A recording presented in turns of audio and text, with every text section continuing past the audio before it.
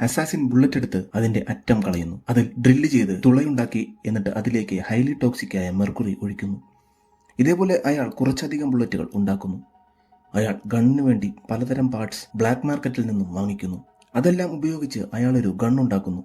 അതിനുവേണ്ടി ഒരു സൈലൻസർ ഉണ്ടാക്കാൻ തീരുമാനിക്കുന്നു. അയാൾ തന്റെ വണ്ടിയുടെ ബമ്പർ ചവിട്ടി ഇളക്കുന്നു. എന്നിട്ട് ഒരു വർക്ക്ഷോപ്പിലേക്ക് പോകുന്നു.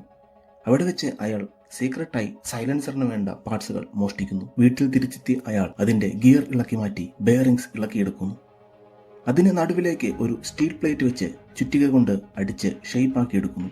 ശേഷം അയാൾ ബെയറിംഗ്സ് എല്ലാം ചേർത്ത് വെച്ച് ഒരു പൈപ്പിലേക്ക് വെച്ച് ഒരു സൈലൻസർ ഉണ്ടാക്കി എടുക്കുന്നു. അത് അയാൾ തന്റെ ഗണ്ണിൽ വെച്ച് ഉപയോഗിച്ച് നോക്കുന്നു. അതിന്റെ റിസൾട്ട് അമ്പരപ്പിക്കുന്നതായിരുന്നു. ഗൺ ഷോട്ട് ഒട്ടും തന്നെ പുറത്തേക്ക് കേട്ടില്ല.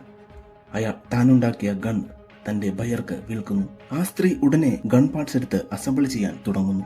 അയാൾക്ക് മനസ്സിലായി ഇവൾക്ക് ഇതിനെക്കുറിച്ച് വളരെ അറിവുണ്ടെന്ന്. താൻ അസംബിൾ ചെയ്യുന്നതിനേക്കാൾ വേഗത്തിലാണ് അവൾ ചെയ്യുന്നതെന്ന് അയാൾ മനസ്സിലാക്കുന്നു. അവൾ ഗൺ ടെസ്റ്റ് ചെയ്യാൻ പോകുന്നു. അവർ ഒരു ടാർഗറ്റ് വെക്കുന്നു. ഗൺ ലോഡ് ചെയ്ത് ഫയർ ചെയ്യുന്നു. എല്ലാ ഷോട്ട്സും കൃത്യമായി കൊള്ളുന്നു.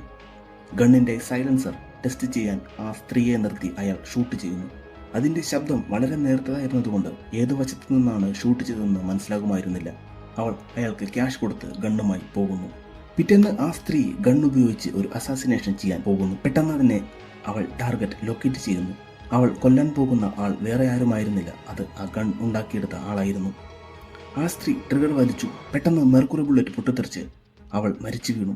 അയാൾക്ക് നേരത്തെ തന്നെ മനസ്സിലായിരുന്നു താൻ മുൻപ് വർക്ക് ചെയ്തിരുന്ന ഓർഗനൈസേഷൻ തന്നെ കൊല്ലാൻ തീരുമാനിച്ച വിവരം. അതിൽ നിന്നും രക്ഷപ്പെടാൻ അയാൾ തന്റെ ഭാര്യയുമൊത്ത് ഒരു കാട്ടിൽ ഒളിച്ചു താമസിക്കുകയായിരുന്നു. പക്ഷെ അവരുടെ സമാധാന ജീവിതത്തിന് ആയുസ് വളരെ കുറവായിരുന്നു. അയാൾ മഞ്ഞിൽ കാൽപ്പാടുകൾ കാണുന്നു.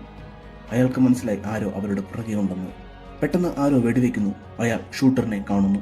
അയാൾ പതിയെ ചെന്ന് ഷൂട്ടറിനെ കൊല്ലുന്നു. പക്ഷെ പിന്നീട് അയാൾ ആരും ചെയ്യാത്ത ഒരു കാര്യം ചെയ്യുന്നു. അയാൾ ഭാര്യയോട് വീട്ടിലേക്ക് പോകാൻ പറയുന്നു. എന്നിട്ട് ഒരു ഗണ്ണെടുത്ത് അവരെ ഷൂട്ട് ചെയ്യുന്നു.